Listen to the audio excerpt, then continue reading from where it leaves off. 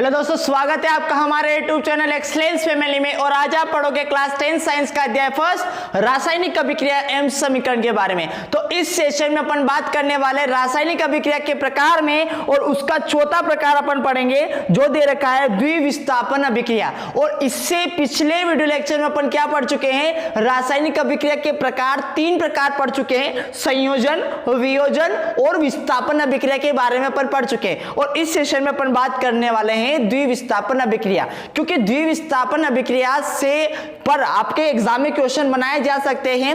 किस तरीके से क्वेश्चन बनाए जा सकते हैं कि द्विविस्थापन अभिक्रिया को उदाहरण सहित समझाइए, या फिर द्विविस्थापन अभिक्रिया की परिभाषा दीजिए और उसका उदाहरण दीजिए। तो सबसे पहले इसकी परिभाषा देख लेते हैं कि द्विविस्थापन अभिक्रिया की एक्चुअल में परिभाषा क्या होती है। तो देखिए, द्विविस्थापन अभिक्रिया की परिभाषा देखते हैं कि वे जितने भी अभिक्रियाएं, जितनी भी आपके अभिक्रिया होती हैं, यदि उन अभिक्रिया में अभिकारकों के बीच आयनों का आदान प्रदान होता है, मतलब कि आयन देते हैं, कुछ आयन आते हैं, जुड़ते हैं, घटते हैं कुछ आयन, तो जब आयनों का आदान प्रदान होता है तो उसे कहते हैं अपन द्विविस्थापन अभिक्रिया। समझ में आया? वो जितनी भी अभिक्रिया होती हैं जिनमें आपके अभिकारकों, है ना, अभिकारकों के आयन का आदान प्रदान होता है, उसको अपन क्या कहते हैं, द्विविस्थापन अभिक्रिया कहते हैं। या फिर इसकी अभिक्रिया दे, या फिर इसकी दूसरी परिभाषा बना सकते हो कि किसी अभिकारकों में परमाणु या परमाणुओं के आयनों का आदान प्रदान होता है ना।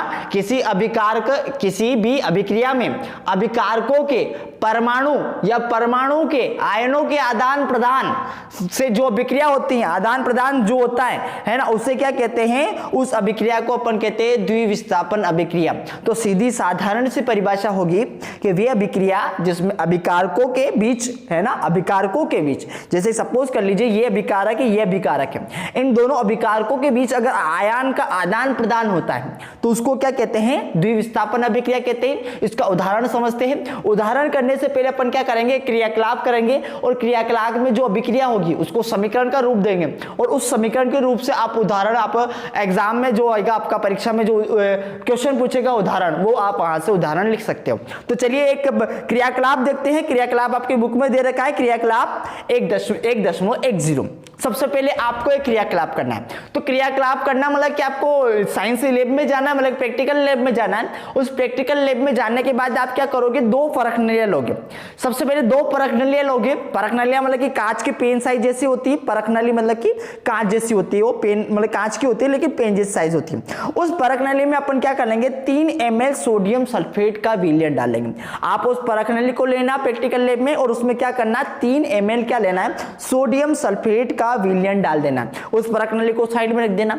फिर आपको वहां उसी लैब में से क्या करना है, एक और परख नली उठानी है, और उसमें अपन को 3 ml, है ना, बेरियम क्लोराइड ले लेना है उस विलयन में। अब अपन को क्या करना है, दोनों परख नलियों को लेना है, और इस तरीके से अपन को क्या करना है, दोनों विलयन को आपस में मिला देना है। क्लियर है? क्या करना है, 3 ml अपन को सोडियम सल्फेट, 3 ml अपन को बेरियम क्लोराइड लेना है, और दोनों को मिला लेना है। किस तरीके से, इस तरीके से मिला लेना अपन को, है ना। सोडियम सल्फेट विलयन युक्त परख नली, उसमें अपन क्या करिए, बेरियम क्लोराइड युक्त परख नली, दोनों के जब आप विलयन मिलाओगे तो देखोगे क्या, आपने क्या किया, आपने कुछ नहीं किया, सोडियम सल्फेट और बेरियम क्लोराइड को आप में मिलाया, तो हुआ क्या, यहां देखना क्या हुआ। जब आप इन दोनों को मिलाओगे तो आप वहां पर क्या देखोगे, एक श्वेत रंग का पदार्थ आपको नजर आएगा।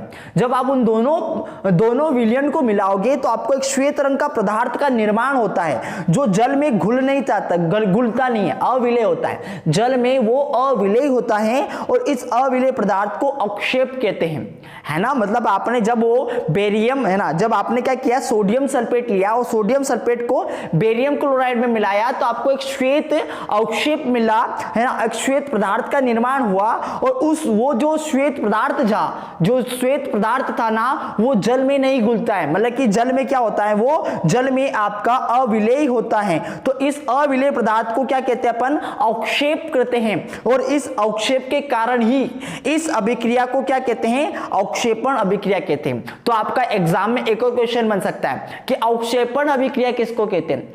अवक्षेपण अभिक्रिया उस अभिक्रिया को कहते हैं जिसमें अवक्षेप का निर्माण होता है। जो अवक्षेप क्या होता है, जो जल में अविलेय होता है, जो जल में घुलता नहीं है, है ना। तो देखिए जिस अभिक्रिया में अवक्षेप का निर्माण होता है उसे अपन अवक्षेपण अभिक्रिया कहते हैं, अवक्षेपण अभिक्रिया कहते हैं। तो चलिए यहां पर अवक्षेपण अभिक्रिया को साइड में रख दीजिए, क्योंकि 2 नंबर का पूछा जा सकता है एग्जाम में, 4 नंबर का यहां से क्वेश्चन नहीं बनाया जा सकता।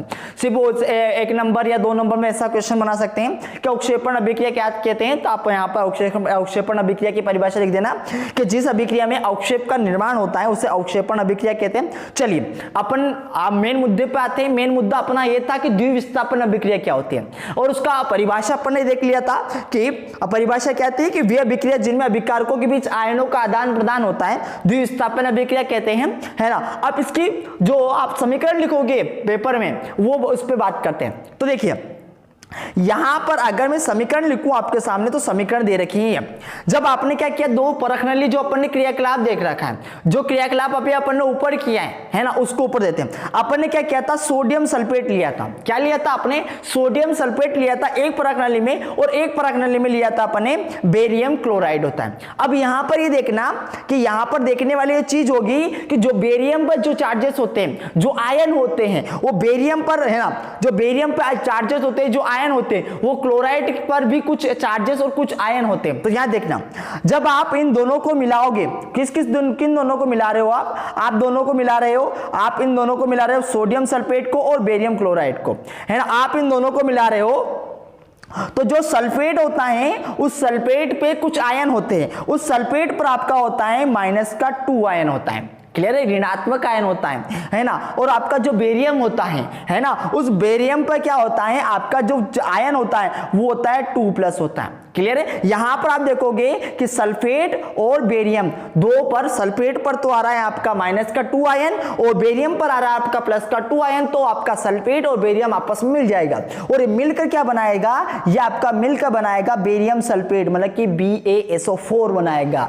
समझ में आया यहां पर, क्लियर है, कोई डाउट यहां पर, समझ में आया। क्या किया अपन ने, सल्फेट लिया, सल्फेट क्यों ले रहे, क्योंकि यहां पर -2 आयन बन रहा है और बेरियम पर +2 आयन बन रहा है, तो ये दोनों मिल जाएंगे अभिक्रिया के बाद, और अभिक्रिया के बाद अपन को बेरियम सल्फेट देगा।